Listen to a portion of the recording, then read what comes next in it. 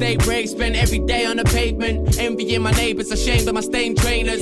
Answering the door every day to the same bailiffs. Rearranging dates and explaining the late payments. This ain't no kind of game, my life isn't PlayStation. Still I wish they made a memory card I could save face with. Looking at my old penny jar, I would save changing. Now shit's getting overly hard to remain patient. I'm wishing I could switch up with you and exchange places like estate agents, but I'm still stuck in the same matrix. Yo, what's going on? You're now locked into the Arcade Podcast. I go by the name of Bison Briggz, and I'm joined as always with the hard work that is Gringo.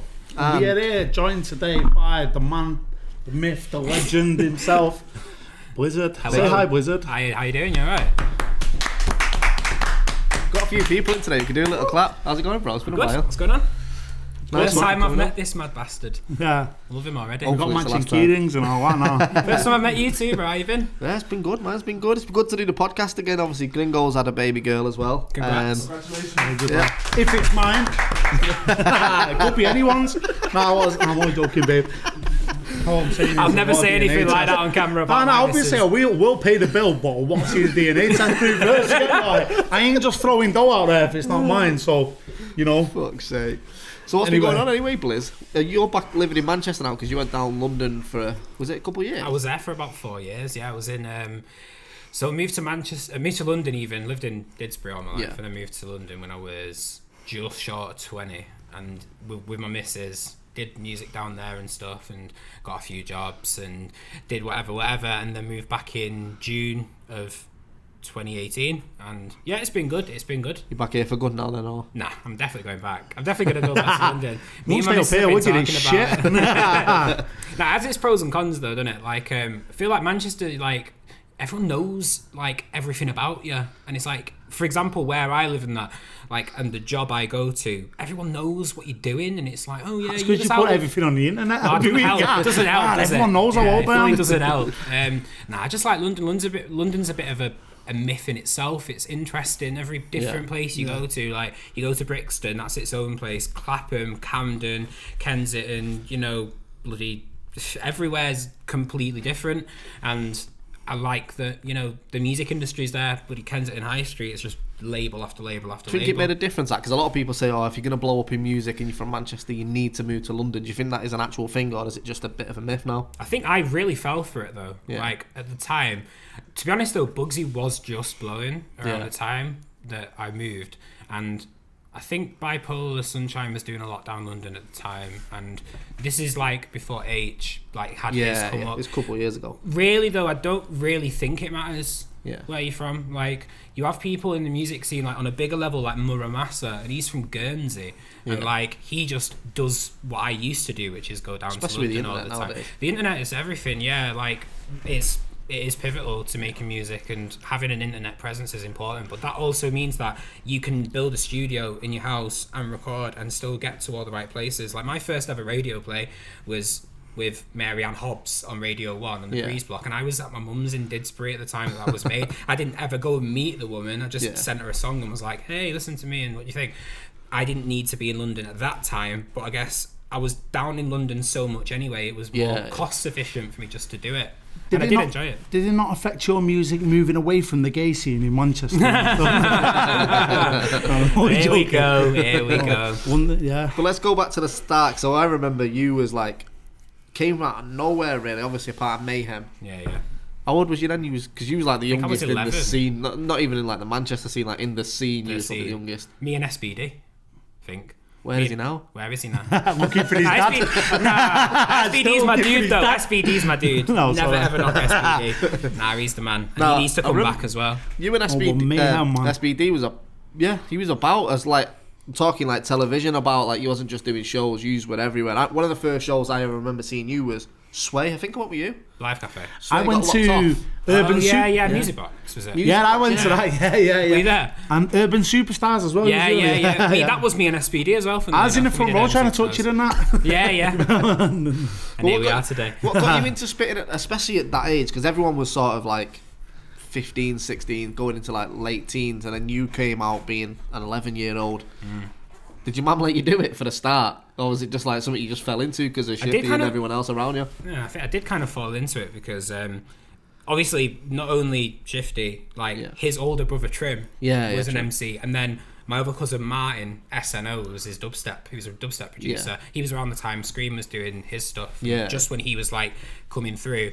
So there was always music around, and when I used to go to my auntie's, Warren's mum, there was decks, and we used to go to Fielding together, and he used to bring me, and this was around the time of like when Shifty was doing What's This I'm Hearing, and all the stuff with Mayhem, before I was a part of Mayhem, because people don't really know this, I wasn't an integral kind of primary member of Mayhem. I came along like maybe 2 or 3 years later. Because you was on that tune, one of that big like EA yeah, tune. Yeah, like exactly. Mayhem. So I kind of jumped in quite late, because there was like Jazz, and there was like Sphinx and Overs and all of those lot, and K1, Laser, loads of different people, and I was quite lucky that I got the bring in when I did, and the Big Light EA thing came out of nowhere. Like, it was like the Live Cafe show, we won the competition for Big in the Game, and we made that song the night before. Like, my verse was already written, Warren's verse was already written, and Slay did the Big Light EA chorus, and we just performed it and just smashed it, and then AKA came from there. What happened with that song? Because I remember you was like, when you had that big like EA song, It was on Need for Speed, wasn't it? I remember It the wasn't video on was Need for like, The video was made by the people that made Need for Speed. What was it on? It was on a game, though, was it not? No, it wasn't on a game. Wasn't it? Well, if there was, I want some sure. royalties, mate. but that was Yeah. like one of the first videos I had seen and gone, fucking hell, there's a budget on sick. that. I remember 'Cause the everyone was doing, driving. like, yeah, It was, the it was driving all the car like at the time, the graphics driving, wasn't it? Yeah, I think it's- from what I remember, I think my mum had to write into school to get me the day off. You know them ones. That's how you know I was in this from day. But sick. we went down to London and filmed that, and I think it was like a 2-day shoot. I wish I knew how much they spent on that, because obviously I was so young that I didn't ever think about it. Like, Well, it was on Channel U. It looked different to everything else that was on Channel U. Like, it wasn't, you know, like everyone was There was shooting. a budget to it, wasn't Yeah, there was a budget. Everyone was now shooting it looked videos. mad, but Yeah. back then it was sick, Yeah, wasn't it? especially- it was different, wasn't it? Yeah. Yeah. And it was a very good starting point. Do you think that was the start of like your career as an MC sort of thing? Yeah, easy. I mean, I think before that, me and Shifty did like Big Cuz, Little Cuz, and Deep Flows. Yeah.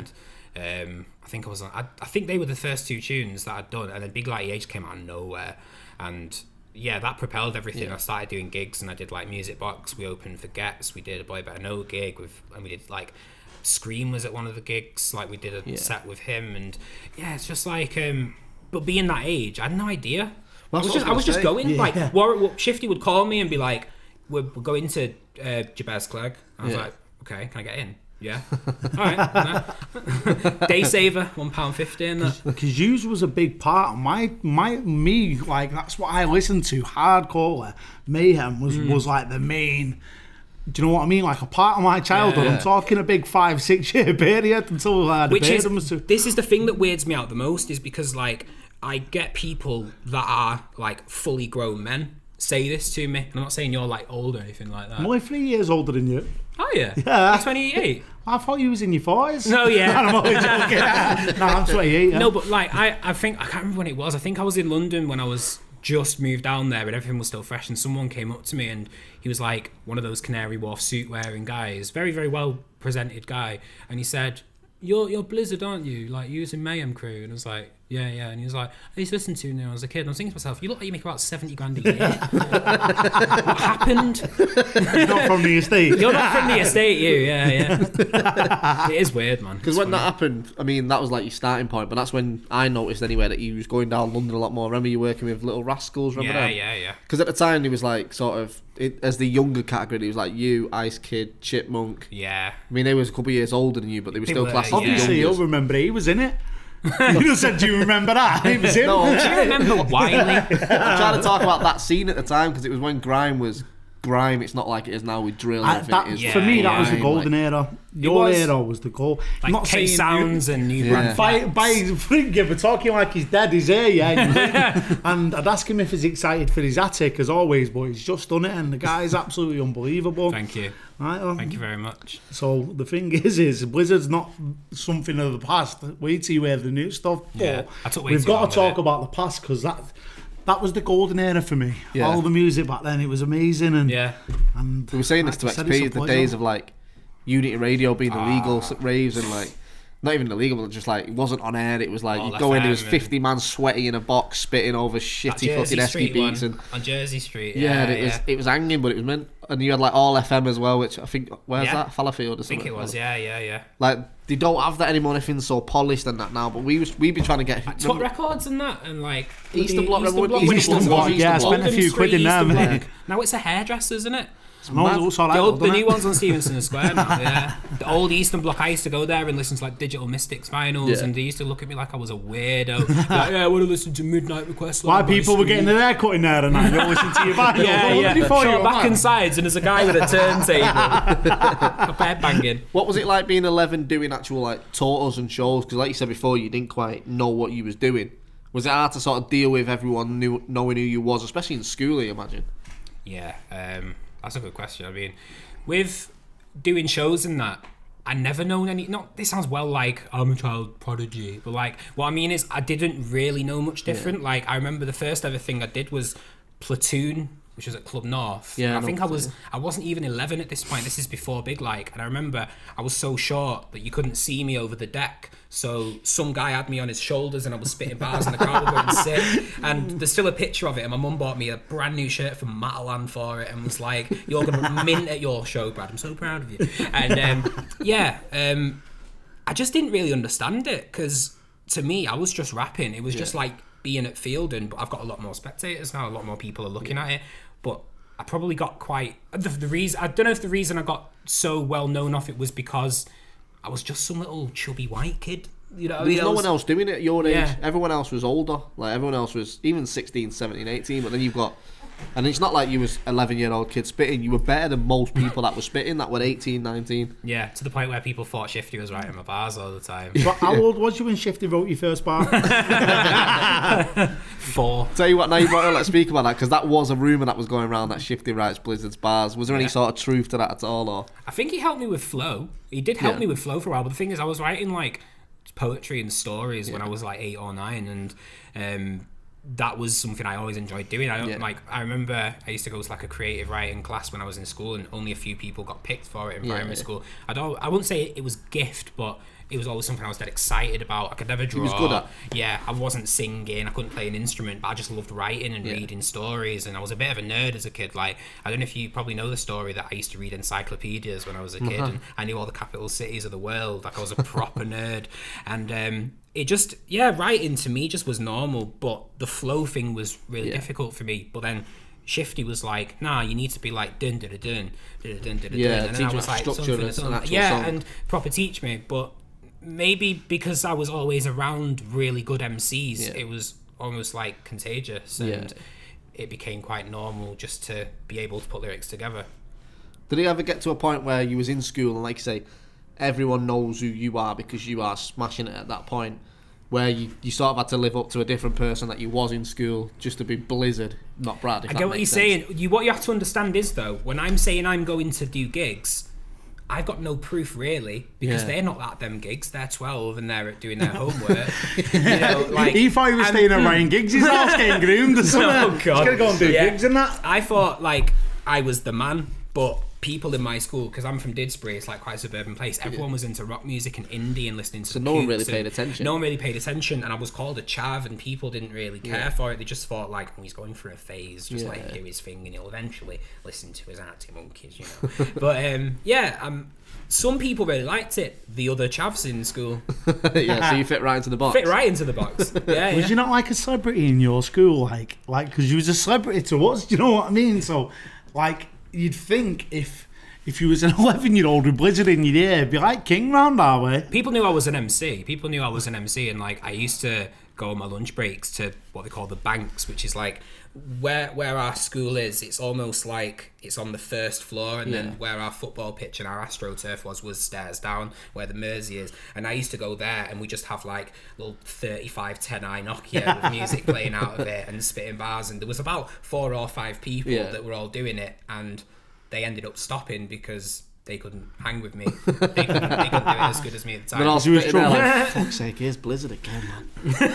Yeah, exactly. No, Do you know when you was getting bookings as such, and like you said, like when you first started rapping, you was doing shows and they're getting bigger and bigger. Did you earn, as an 11-year-old, did you earn money out of that, or did you see any money? Or just get Shifty's dregs. did you? No, did you just get like a drink or? Not drink. What man's going to give me a drink? I think what he's trying to say I meant is like a yeah, because treat. people would assume you were doing all these big shows and you're getting well. Because a lot of people from the outside probably go, "Fucking, I bet he's making a few quid now." People do it now. Don't they look at big MCs and go, "Yeah, he's making till," but they're not. Some people just aren't making dough. Like a lot of the shows I did with Shifty, and that was just experience. Every now and again, he might just like swipe me a 20 quid, and I just get. Well, 20 quid to an 11-year-old, to an 11-year-old. Just one. Yeah, I'm gonna get so many bars of chocolate in school from the guy with that. Can get one piece of Lego now. Yeah, exactly. That kid's definitely not mine, babe. Anyway, so. Was it ever hard, sort of?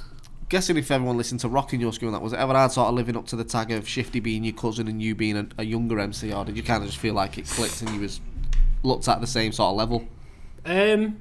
A lot of people just knew me as Shifty's cousin before they actually paid attention to the fact that I was my own entity. Yeah. The fact that I was an MC of my own.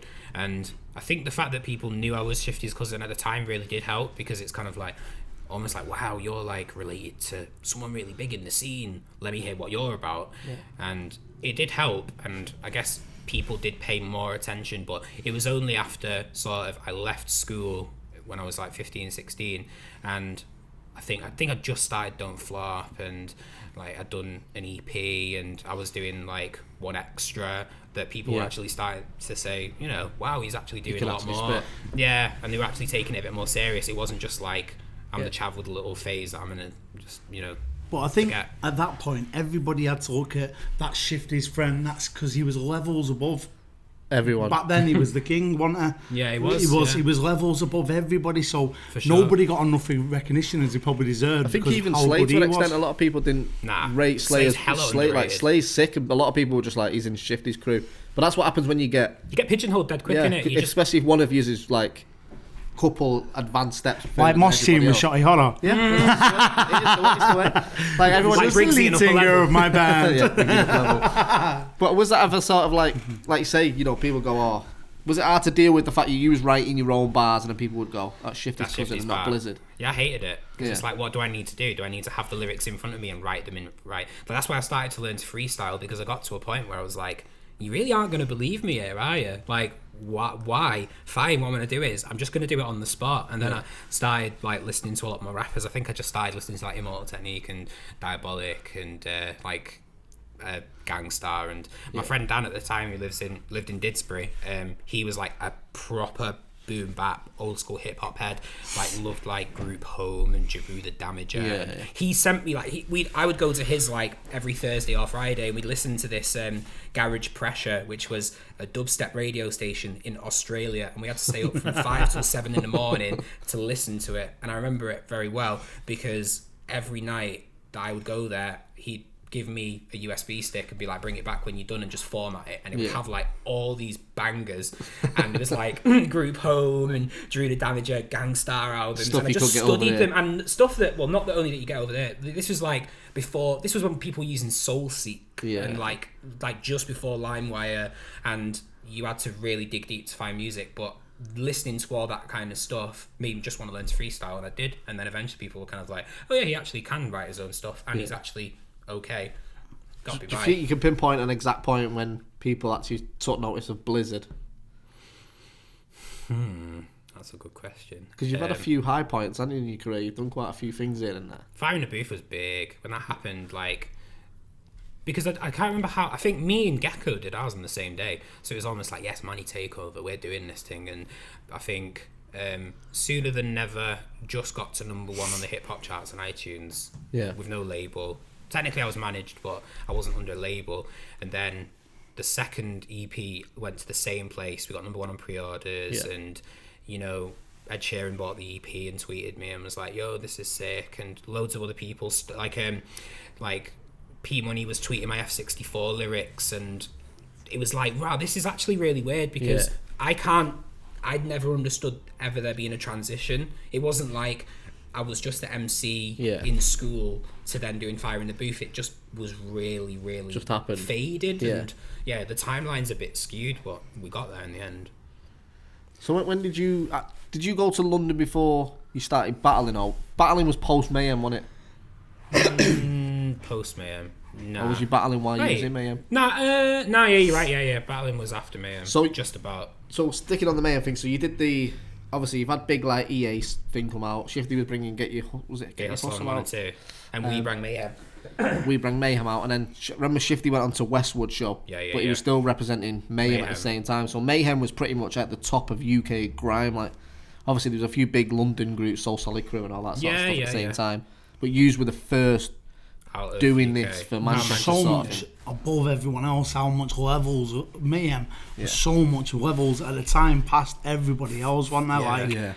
Like head and shoulders. But the thing is though, Shifty carried that team very, very heavily at one point, and I still say this to this day, and people ask me sometimes, like, who's your favourite MC in Manchester? Is it Briggsy? Is it H? Is it this guy? I'll always say Shifty. Not even a bias thing either. I just think Shifty was always the most technically good, the most passionate MC, had the sickest work ethic when he was actually doing music. No one can ever take that away from him. My guy made dough off mixtapes, selling them on Market Street, grafting his ass off every Saturday, coming back with like 9 bill. And this is in like 2006 when, you know, there was no MySpace. Just before MySpace, Bebo was only just kicking off. Bro, he was a superstar, wasn't he? He was actually a superstar. No, but he deserves the credit he gets because he was so much. He was like with doing them things with Wiley and gets them free. But holding his own on the tracks as well. Back when nobody from Manchester could get any. That's what I'm saying. If you listen to 1, 2, 3, I thought it was better. He was sick. If you listen to 1, 2, 3, Let's Go, he was on that track. Gets, Devlin, Wiley, Shifty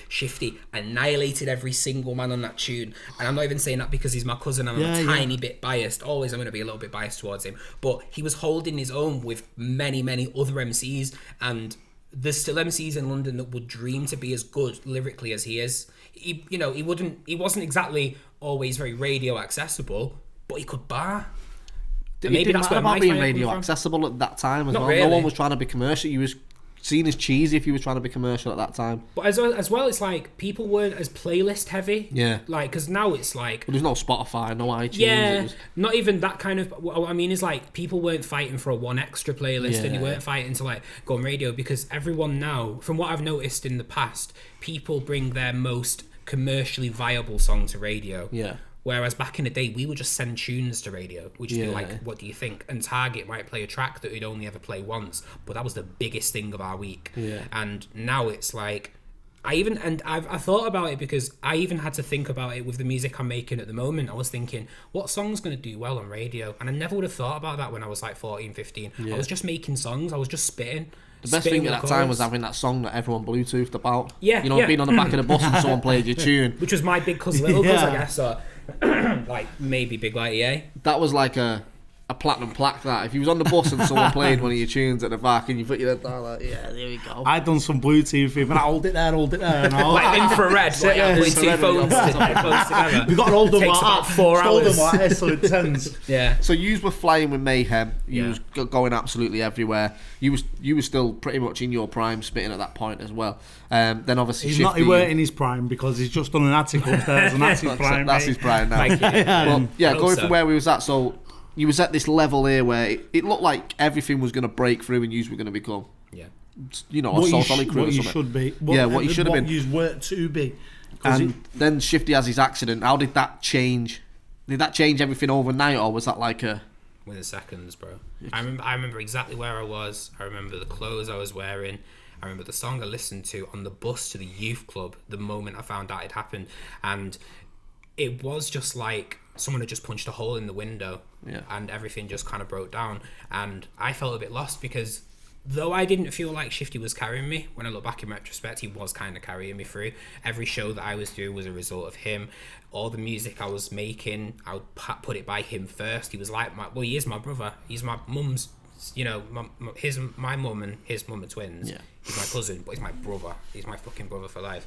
He, you know, was the man that got me into this, and it was messy, man. Like, this is why, like, I don't know, I don't want to make it sound like, oh, it's his fault, but probably most of the depression I had through my life and my anxiety was very, very heavily stemmed from that. From that one moment. Because it's almost like, imagine there's someone that just, like, is such a constant in your life and everything you do revolves around them, and then it's just almost like, shit, he might not be here now. And then what happened was he actually did survive it, God bless him, and like but then he wasn't in the same place that I remembered him being prior to the accident, and it's almost like I'm mourning someone, but he's still here. I'm still talking to this guy, we're still chilling and we're still talking on the phone and having drinks, but you're not the same person I remember, which is no fault of his own because he had brain damage. But it's just a very strange paradox that I was in, because it's like, I want to be making music again, but what do I do? You know, I've only ever known from being like 10 making music with this guy, and then 2009 when I'm 15, that's just taken from me temporarily, and it's took me a very, very long time to get to peace with that, because it was so like groundbreaking. But not just for me, I was seeing everyone else in the scene just be like, wow, that is mad. And I remember the MySpace, like, people don't realize as well, people that didn't even know Shifty were going to Leeds, where he was airlifted to Leeds because his crash was like somewhere on the motorway. He was airlifted to the closest hospital, which means you're on death's door, innit? Yeah. People were queuing outside the hospital when they found out, and these are people that have never met Shifty in their life, queuing out there saying, yeah, we're Warren's family, we'd like to see him, to the point where, you know, they were almost turning me away when I was going with my mum, because they were like, are you actually, you know, coming there to see him? Yeah, having to double question everyone. Yeah. Well, I remember around the same, I think it was Trim around the same time, I'd put a post up saying, please stop ringing the hospital. I think people were hammering the hospital for updates, even people that didn't know him, like you say. Yeah. So was showing his support and being excessive in but it gets to a point where it's a bit like I don't know what they were trying to gain. It was probably done in good intentions, but it never came that way. But leave flowers at the youth club we go to. Don't go to his hospital. You know what I mean? Go to Merseybank and put flowers outside the shop. I suppose everybody's fans was dead young then. People really didn't know how to operate, did they, years ago? Yeah. It's one of them things you have to look at from a family perspective. Is like, give him his privacy. From a fan's perspective, you go in there with intentions to say it was done with good intention, but ended up walking with bad taste, didn't it? Yeah. Do you think? I understand mental health issues because I've had a lot of them myself, unfortunately. But do you think a lot of that was caused by your mind working overdrive? What if that didn't happen? 1,000. That's why me looking outside on the scenario, I can imagine there was mental health issues, because you tend to be selfish when you're thinking for if that wouldn't have happened to you, you know, it'd be different for me. And you think about yourself first. You think about the what if, don't you? Yeah. And it was weird because I was seeing everybody else really hurt by this going on, and it took me ages to realise that I was okay to hurt too. Yeah. Because I was looking at everyone else in the scene, and my phone was banging off, and everyone was like, bro, how are you? And I was like, yeah, I'm good, how are you? And I was caring more about how other people were feeling. I guess almost, not like grieve, but I didn't have time to process it. And it's probably only when I grew older and, you know, hit my 20s and that, where I realised this was quite pivotal to how I'm actually feeling right now. But I'm quite grateful in a way that I went through that when I was older, because I think I'm making the best music of my life right now. Only just. Now I'm going to therapy. I've had anger management. I've had CBT. I've took anti-anxiety medications, antidepressants. I've had home visits. Had a suicide attempt in 2014. All of this stuff just makes me the person I am today. And I feel more open and more honest. I'm an open book, and I've had conversations with people in the past where they're like, sometimes, do you think you're too open? And it's like, no. At the end of the day, I could be helping someone subconsciously who's going through something very similar to me. Someone might have lost their friend and they don't know where to turn to. If they listen to my music and they hear me spitting the same dialogue, that their internal, you know, thoughts, that will be big, and that's amazing. And I wish I had that kind of thing for me at the time where I really needed music. Music was my catharsis, it was my escape. Because back then it was like nobody talked about mental health, did they? Yeah. Like it's always been an enigma, whereas now it's more accessible to the public. Like, you know, I've had loads of trouble with mental health, and it doesn't even stop to this day. However, but now you can talk about it without people going, oh, what's he talking about, the weirdo, you know? Yeah, and it's like, not without using that word in a weird way, it's like we are a bit more of a woke, unquote community, where like we are more open, we are more kind of passing on thoughts with people, and it's like I would never feel embarrassed to say, yeah, I was in Barnet Hospital with a drip in my arm. You know, I don't care. How was you supposed to process anything at 15 though? You know, how was you supposed to take in what happened? You were 15 years old. Do you know what I mean? When I think about it as well, like I've had so much loss in my life. Like what people don't know is, like, if you ever heard my Sooner Than Ever EP, I've got a song called Never Forget, and I mentioned about like my friend who committed suicide when I was quite young, and then like almost a year to the day before Shifty's accident, my other cousin on my dad's side passed away in a car accident. He got a lift from someone who had had too much to drink when he was coming back from the pub on an icy road, and he crashed and died instantly. So around that time anyway, it was like the year anniversary of my cousin dying, and this is still fresh on my head because I'm 14, 13, I haven't processed this, and then bang, like that, Shifty's thing happens. It's like, fuck me, like this is really, really tough. And you know, I think I just got heavy into music. I got really, really indulged and really obsessed with being a good writer, and I was writing music and becoming almost like insane over it. Do you think that was your escape? Yeah, it was. Listening to music, producing music, like my old computer, if I could find that, god damn, because I had like 4,000 beats. Like to the point where like I had to get another computer. I had so many beats. Sure. You know, I was hardworking, but it was my way of escaping. Like now you'd watch Netflix and you'd, you know, smoke a spliff or whatever and, you know, have a drink. But for me, it was just like, I want to be proactive. I want to make music and be better and find the craft, because it's like, I actually thought Shifty was going to die. And the first thing in my head was, I'm carrying that baton for my family. That's the first thing I'm going to do. And that's kind of what I was obsessed with at the time, was just being a good rapper, being a good MC and bringing it home. Yeah, rather than just letting everything stop in that one moment sort of thing. Yeah, and I guess as well, people did think Shifty brought me through, and it's kind of like that whole experience made me think, you know what? Well, he brought everybody through. He did. You know what I mean? So you sounded like him, which you were fan with. He obviously worked with you. You was part of the same crew. What else was you supposed to be? True. Right? You were all sick, so it don't matter what it was. Yeah. You obviously still are sick after listening to Arctic. But what's it called? They're all just levels above. So even as a massive fan of Mayhem back in the day, when that happened to Shifty, from time to time I'll say to you, man, what if? Do you know what I mean? Because they was like 1,000 times past Bugsy Mole's level back then. He would have been signed in 6 months, easy, I reckon. Yeah. It was the perfect time. Like, it was in London all the time. He was doing this shit with Wiley, and you know, he was very interesting to the industry. This is before Socks. This is before Bugsy, H. This is before Stay Fresh. H has only been out 15 minutes, hasn't it?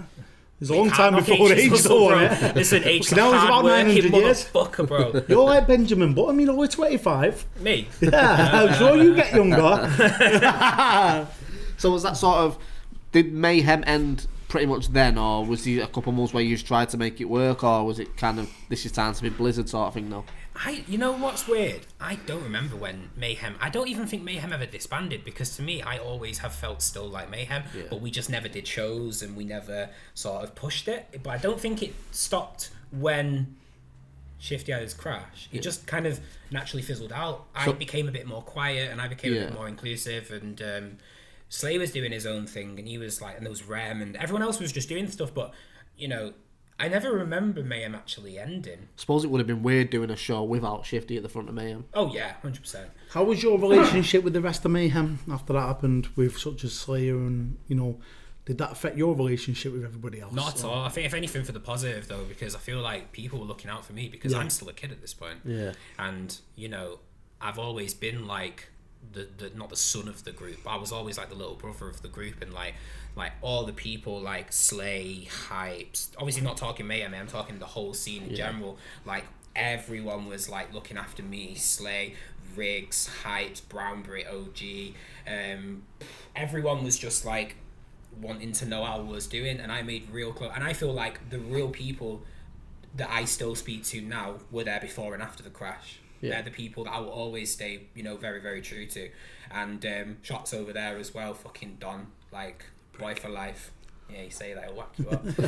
He's been going gym now, you don't know. Only one of him. Is there anything, before we like move on to the next sort of conversation, is there anything you wish you would have done with Mayhem?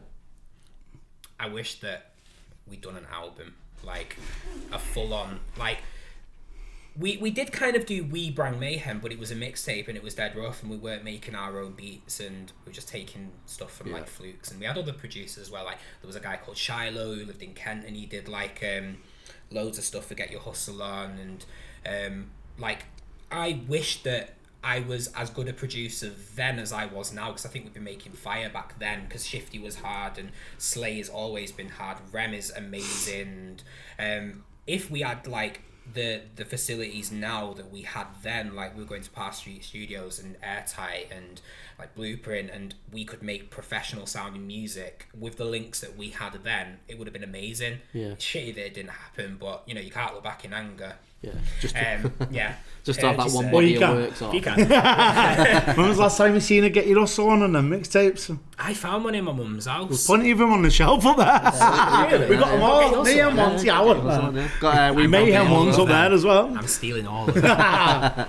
What that door? So after sort of the Mayhem chapter, you went into battle rap. Yeah. And you like a little enigma, aren't you? How many battles did you have before the Mark Griss one? Was it just a couple? Let me see. So I battled Seuss, don't want to talk about that. Battled Decoy, H-Bomb. Then I think it was Mark Griss. So I only had 3 battles. Because the Mark Griss battle was like the first viral rap battle. Like that did, what's it on? 8 million, 9 million views or something? Is that the teacher student one? Yeah. See, I don't even watch battle rap, and I've seen that. I've seen you it showed on me that years YouTube, ago. I've seen it on everything. See, like. I tend to disagree with that. I would probably say the first viral battle was Luna and Matt versus ADP and Frisco, but the shit got took down. And I think that was literally nearing 1 million views. This was the battle event I battled H-Bomb at. I guess with the Mark Griss thing though, it went in a very strange direction. Like it went to RudeTube, and it was mentioned on The Chase, and it's like, wow, this is crazy, you know. And didn't think about it. And like Scroobius Pip tweeted me saying, "Oh, Blizzard Mark Griss is a great battle." And like Matt Cardley won the X Factor, and all these people. And I'm looking at these tweets because, admittedly, I was searching myself on Twitter. I thought I was the shit, and I wanted to know who was actually talking about me. And seeing people like Matt Cardle tweeting about it, and it's like, this guy's just won X Factor. That's pretty mint. And it did go viral, and for about 3 years I used to get, not are you Blizzard, yo, you that guy that rap battled with that teacher, I heard you lost, you know, I heard you got murdered by a teacher in a suit, is he really your teacher, and all that kind of stuff for months and months and months. But I loved it. So you had the big like EA single. Did this sort of feel like the same fame, or was it like a different? Felt bigger. And this was all your own as well. But I was more conscious to what was going on with the Dope Flop thing, because I made that decision to go on Dope Flop. Yeah, this is Blizzard. I was now, completely independent in that decision. I didn't run that past anyone. I was just like, I was in studio with Extra Time and Doris, and this is like years ago, and somebody sent me, I think it was O'Shea versus Lego, the fucking gloves in the street, and I was like, this is brilliant, I fucking love it. And then Chronicle was also battling at that time, and I fucking love Chronicle. Fucking sickest artist, and he should carry on singing, but he doesn't, which is a shame. But yeah, I got that battle on my phone and that, I was watching it, and I was like, yeah, I'm gonna do it. Battled Seuss, thought to myself I could freestyle after like 1 month of practicing, choked really badly, thought to myself, yeah, I'm gonna pack this in. But then I got roped into a battle with Decoy, who basically said he was gonna rape me for the whole battle. I was there for that battle. Weird, wasn't it? Yeah. It was Decoy really not awkward. out over that people just do nothing. Funny enough, Decoy came out a couple of years later as making fake accounts, and He was like a Daniel Mark Wright, isn't it? he was trying to get dick pics off lads and that as a Yeah, fake girl. what was his account? And then he raised baby Did I turtles. see you on Soccer Day on once?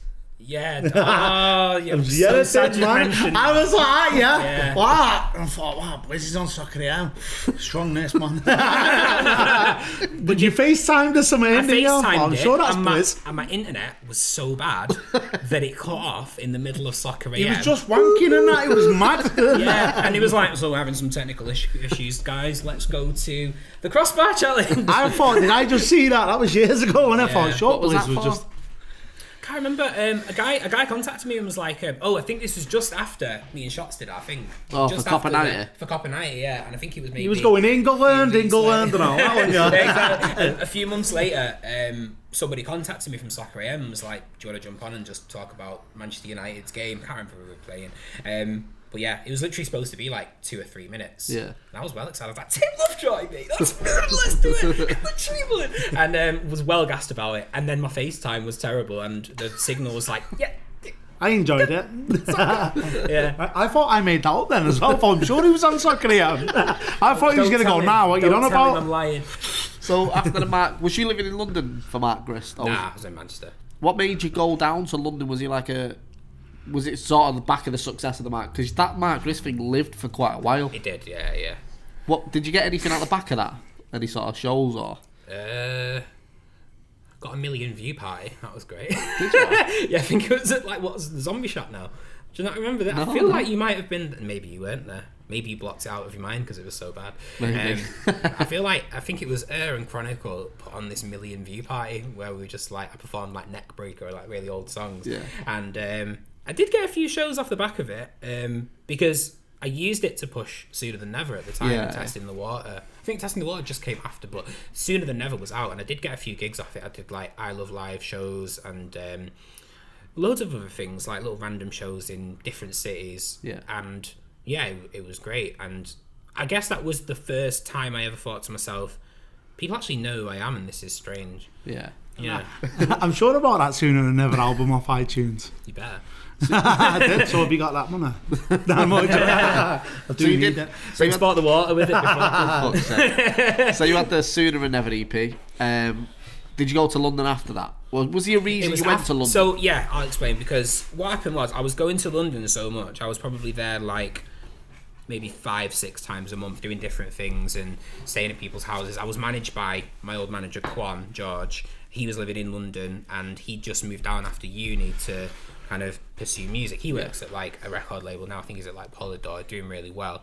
And basically I was coming to London so much and it was costing me so much money that I was already considering it. And then on the train, when I was on the way to do a show, I remember it very well, 26th of November 2014, day before my mum's birthday, I was just scrolling through Twitter, minding my own business, was dead ill, and I got a tweet from someone, "Oh wow, blizzards on my train, wit woo." I was like, "Ooh, okay, let's have a look at this." And I looked at the picture, and I was like, "This girl's quite pretty, I'm bored. Yeah, hiya, do you want to come and spit with me?" And it was Charlie, the girlfriend I'm still with now. We met on the train. She's from Manchester, in Bury, and she was already living in London at the time, very, very recently. She was living at her uncle's, and she worked at One Extra, and I was going to One Extra to meet Target the day after, and we got talking, exchanged numbers, blah blah blah, and we're still together now, like nearly 6 years. So it just clicked. It was just the right move. Fell in love, yeah, I'm a sucker, and got whipped. Yeah, and wifed off, and liked the idea of London. We moved to a couple of dingy spots. Lived with loads of students for a while who used to just like pop acid all the time and keep us awake. Probably all kind of things actually. See if they're renting. Naughty. Yeah. So when you was in London, is that when you did like the Shaka tune? Yeah. That did well, didn't it, for a bit? It did quite well, yeah. It was Nick Grimshaw played it. It was on tune. Radio 1 Extra B list. Got a few plays on Radio 1 Extra B list for a couple of weeks. It was like hottest record of the week on like 2 shows at the same time. It was really weird though, because Shaka had just been doing really well but hadn't blown like he's Shaka doing now. as It's well. amazing, bro. And like now if you look at his writing credits, like this guy's insane. And yeah, proud of the guy, man. He's very, very talented. He's everywhere at the moment. And he Was that deserves sort of it. like your last release, your big release? Do you mean since this present day? Probably, Yeah, like right up to now, yeah. I think so, yeah, because it was the last thing that was actually money was put into it by someone, and it was properly published. I had a plugger. I was doing like radio, like shows. I was going to loads of interviews, and I was getting about. And I was pretty much like I did a whole summer of shows just off that one song. Did Shifty write it? Yeah, he did. Yeah. Exclusive. No. So you've done- Which is why I'm skint now. So you've done this Shaka song, that sort of run its course. Mm-hmm. Did you put anything out after that, or was that when you kind of took your break? Yeah, I think that was when I got really, really bad, like mentally. I got really, really bad, and got into like I think I got to a point as well where it was like the music started to die off. And I remember just after you came to mine, summer ended, and I remember looking at my notes where I had maybe 30 shows in a summer in like a 3-month period, and I was looking at these and it was like, I'm doing the Blenheim 200 quid, I'm doing Lewisham 300, I'm doing Isle of Live 150, and I was looking at all of this and I was like, right, I made $3,000 in the summer, I have no idea where it went.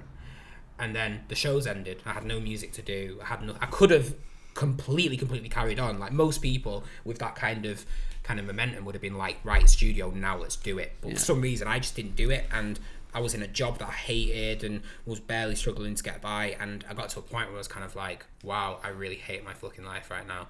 Got really depressed, was taking antidepressants, was in a terrible living situation, had the suicide attempt, went dead for like 2 years, quiet as hell. And then I kept saying to people, I'm back now, I'm going to do music again, it's going to be me reborn and everything's going to be fantastic. I did 1 song in a year, 2 songs in a year, was really slow, did a JDZ media, and that was like the one thing I did that month, and you know, everything was dead slow. And it was weird because realistically, like completely frank with you, I really didn't want to be making music anymore. I was close to it where I was thinking, I just don't find it exciting anymore. And I feel like you had to do it. Yeah, and I remember saying, and I can't remember who it was, but I watched something, and he said, when what you do, this was it. I was watching. Do you remember Piers Morgan did Life Stories? Yeah. And he had one with Simon Cowell, and I watched this probably religiously, like 2 times, 3 times a year, easy. And I remember him saying, I looked at my calendar once, and every day was planned for 24 months. And I remember saying, if this bores me, or I start to think, I can't do it, I don't really want to do this, I'm never going to do it again.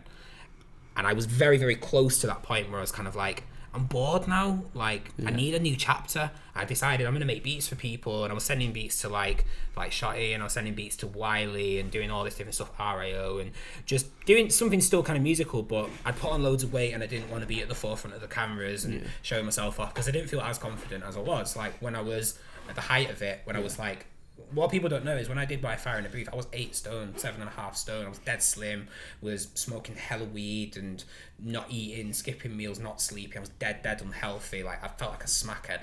And then I'd put on all this weight, and then my self-esteem just got shot out of nowhere, and people were saying on my JDs in media, this fat cunt, Blizzard XXL, oh blah blah blah, and I was taking it proper to heart. And I've always had conversations with people where they're like, bro, stop looking at YouTube comments, stop looking at what people think about you, and just make the music. But because I was so sort of nervous and unconfident at the time, it was almost like everything was just being reinforced on me. It just came at me like a ton of bricks, and I'm seeing all these comments, and I remember getting well defensive, like, the fact that you've been saying all this shit about my weight, the bars must be good. Well, like, I almost crying at my screen, and like being dead upset about it, like, I'm gonna show you guys sticks and stones and all. Yeah. I am who God made me. Just be like us, don't get no views on YouTube, and then no one comments. It's true. The music, no one watches it. Hiya, ma'am. Yeah. What's for tea? Thanks to all 4 of you guys who watched this. So do you feel like there was a turning point where you felt your confidence in that coming back to the point where you now want to make music again, or? Yeah, so really recently, actually. So at the start of this year, I was making all these beats, and I was in this job that I'm in now, and things were just ticking along, whatever. And then I dropped a song called Film Score, the Film Score track. And I think I've shown you this because around this time I really wanted to do film scores and get into scoring music.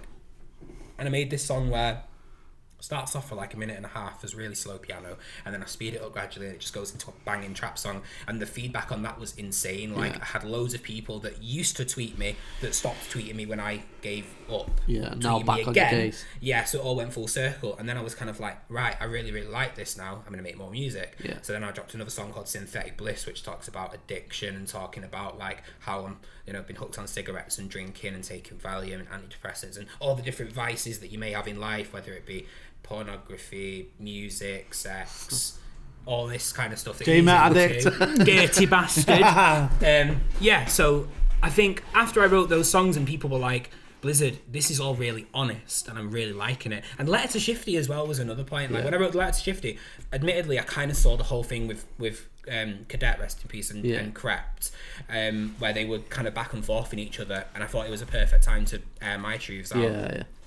That happened, and Target played it on radio, my first play in radio since You Came to Mind, and that was great for me. And I guess part of that fire was starting to build up, but it was like on the surface just waiting to explode. And then I got into the studio the other week and started recording the songs for the new EP, and it's like I'm sick. It's coming and back to you. I remember it now. I remember actually being good at this. And I don't feel like I'm bored. I feel like it's exciting now. And I'm taking all the energy that I had that I didn't understand how to use when I was dead young and naive. And it's becoming real now. Yeah. And I feel confident now. How did Letter to Shifty go down? Sorry to interrupt. Like a ton of bricks, mate. Do you want our kid exclusive? Our kid done a letter to Shotty. Done a letter to Shotty Ollie. We'll put it on Patreon. I did. Shotty, why you leave me? No, it was mad, you know, yeah. He's in Toronto. No, yeah. So Bison Briggz, yeah. Done a letter to Shotty Ollie. I'll put it on Patreon, yeah. If you sign up for a £300 deal. Yeah. Anyway. So sorry. So it went down like a ton of bricks. Yeah. No. I think it kind of ruffled a few feathers a little bit. Yeah. Shifty basically messaged me and was like, should have spoke to me. Should have just asked me how you felt and we would have spoke about it. And I was kind of like, yeah, but your WhatsApp wasn't on and you was always losing your phone and I felt like you were ignoring me and I just wanted to get it out. And I think in retrospect, we laugh about it and like sometimes we'll just be like at Christmas dinner the other year was just chatting shit and like having like playing a game of like Cards Against Humanity and he was like, oh, right, chill out, bro. Don't make a part 2 on me and that. Like, it became a proper running joke. And, So, you know, family love. And, it's funny, man. I think in retrospect, though, I needed to do it. I really needed to do it. Because from 2009 to, 2017 when that came out, I never really properly spoke about it. Yeah. And, when it came out, it got such good feedback. It was great. Well, the thing is, well, like, Roz is gonna have to laugh somewhere. That tickled him. But the thing is, like you said, it went down. Like, you know, it's actually saying you should have spoken to me. I'm guessing it's something he probably needed to hear as well. Where you're not. We got close as a result of it, though. Well, like, it done its job then. It did. It served its purpose. Yeah. Do you think Shifty gets the recognition he deserves for what he done? I think people should still be talking about him now. Do you think if Shifty passed away, people would have given him more recognition? 1000%. They wouldn't, because no one would have ever been able to touch him. We know, like do you not people. When you look at, sorry to interrupt, you know when you see people like Michael Jackson and their sales explode when they die and their music goes to I bet he's died now a bit, though, hasn't it, Michael Jackson? Well, yeah, it's a good naughty. Bad example. naughty. That was a bad example. Let's use someone else anyway. So who else were we thinking? I mean, Elvis Presley. Elvis Presley's music. I think he sold twice as much music as he died when he died than he lived, and it's the same with like Buddy Holly, and it's the same with Janis Joplin, and it's the same with like when the guy from Avenged Sevenfold died. Their music started to chart again, and it happens all the time. So what's next for yourself then? Are you working on music now or? 100%. Yeah. So I'm working on an EP. I'm hoping to get it out in the first quarter of 2020. Yeah. All produced by me. A mixture of different stuff, back on the grime again, back on the hip hop again, probably going to do some ambient stuff, finding the energy that I had with the other EPs and just making it into a greater being. That's my whole plan, and I want people to understand that everyone should be talking. Everyone, not about my music, everyone should just be talking about the topics I'm talking about, whether it be mental health, whether it be struggling with self-esteem, whether it be a struggling artist that you think you are the person I thought I was, trying to break into an industry. I want that to be a focal point. Yeah. I don't want it to be about Blizzard's back. I don't want it to be about, you know, his music's changed or he looks different to how he used to back in the day. Forget all that. That's all... You know, that's all subjective bollocks. Like, just listen to, bless you. Just see what I'm saying, take it in. Yeah. If you like it, you like it. If you don't, you don't. I needed to make it. He's got hay fever at bloody December. Wow. Yeah. Who wrote it? Never living this down now. So we ask every Manchester artist that's come on here this question. So let's go back to the Market Street days. Mm-hmm. Who was your top, should we say 5? Top 5 MCs at that time. Market Street days, you know. Don't have to be in order. Yeah, no order. Old scene Manchester music. Who was your top 5? In no particular order, I'd say Shifty. I'd say Hypes. I'd say Briggz. I'd say Shotty, and I'd say Meanie. You don't have to say Shotty because he's there. No, he fully is there. I'll say this one thing right now, and I think I've actually told it him in person, and I'm not just saying this because you're here. I think The Wall is in probably the top 3 songs ever made in Manchester urban music. 1000%. And there's very few songs that evoke that kind of response to me. Probably other songs that have made me feel like that in the past would be like Street Life that Shifty did, and bloody hell, Smack my bitch up. yeah. Yeah, Firestarter. Yeah. No, I understand. And Rammstein Du Hast. Yeah. And another question that we always ask is, at that time when you was 11-year-old Blizz spitting, was there any artist that you never worked with that you wish you would have done a tune with? Just rapping, like, on a track. Yeah, someone that was accessible but you just never done a song with. I hate that I never did a track with Meanie. I hope that time still does come, because I've always liked Meanie. Who else? I'm thinking about that. That's a good question. Me and Shotty had a track that never came out. We was rapping over the Who Dat beat, and that never came out. I've got to pay for the Shotty feature now. Me and Sean. No one can afford him. Yeah, no. I had to pay Chris £200 to turn his camera on. We never did a tune. I don't think we ever did a tune. Fucking diva them. We never did a tune. No, either. that'll come. Yeah.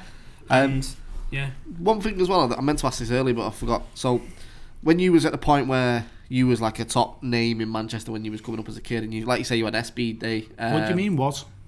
I'm talking about them days. All right. SBD, Gecko. Where? Who else was about then? SBD, Gecko. Ooh. Do you mean like old school days? Yeah, like the youngers. When you say the Manny But youngers. 2-4K in that as well. 2-4K was dead young. Yeah, 2-4K. Did it ever? Because you was at such a point where you was doing everything no one else did. Did you ever look at their careers when you slowed down and gone, that should have been me? Because Gecko really blew up at one point. And he's still massive now. Gecko's got the full package though. Gecko's got a good image, and Gecko's marketable, and he's a good singer. He chooses beats right. He's clever with it. He's very clever with it. And one thing I clocked as well is that one thing he did, which I think he did before Mist, was tap into the Muslim community with like Baba and talking about like, you know, being on Dean and stuff like that. And well, to be fair, actually, probably Krepto and Conan were the first people to actually do that, and then it became more popular. But I remember him doing that and thinking like, I remember looking at his YouTube comments, and it was like, thumbs up if you're a Bengali girl listening to this in 2015. Had like 450 likes, and I was like, yeah, he's cracked it. Right, and last one, new question we're going to add to the podcast. Okay. If you was to put one Manchester grime or hip hop artist as your face on Mount Rushmore, who's it going to be? You don't know what Mount Rushmore is, do you?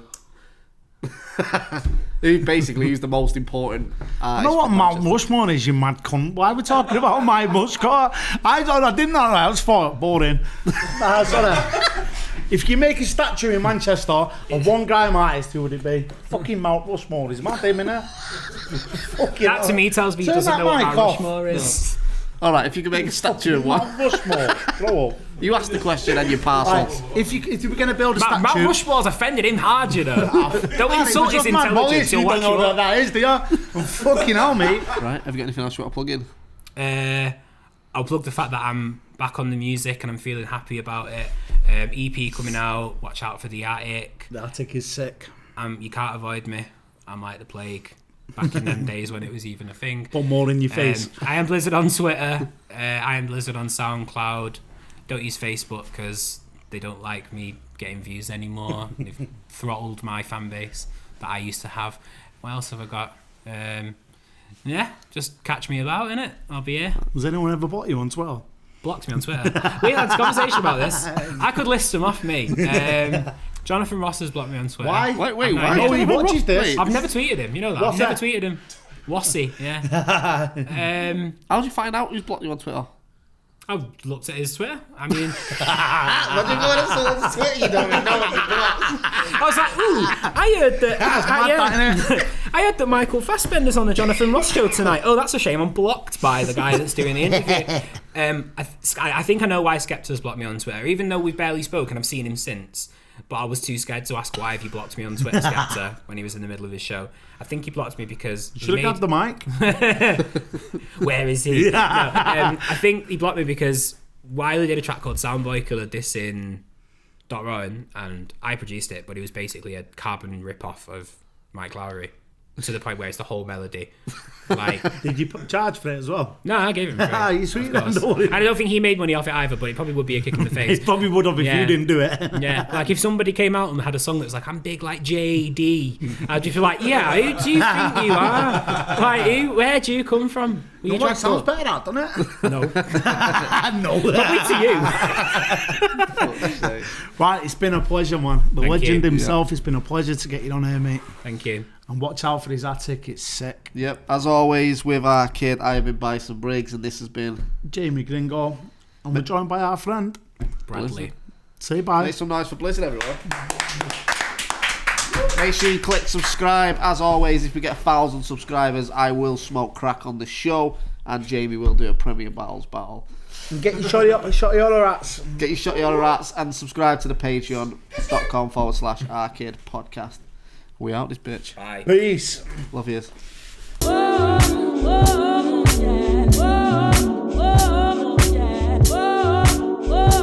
Yo, council estate rave, spend every day on the pavement. Envying my neighbors, ashamed of my stained trainers. Answering the door every day to the same bailiffs. Rearranging dates and explaining the late payments. This ain't no kind of game, my life isn't PlayStation. Still I wish they made a memory card I could save face with. Looking at my old penny jar, I would save changing. Now shit's getting overly hard to remain patient. I'm wishing I could switch up with you and exchange places like estate agents, but I'm still stuck in the same matrix.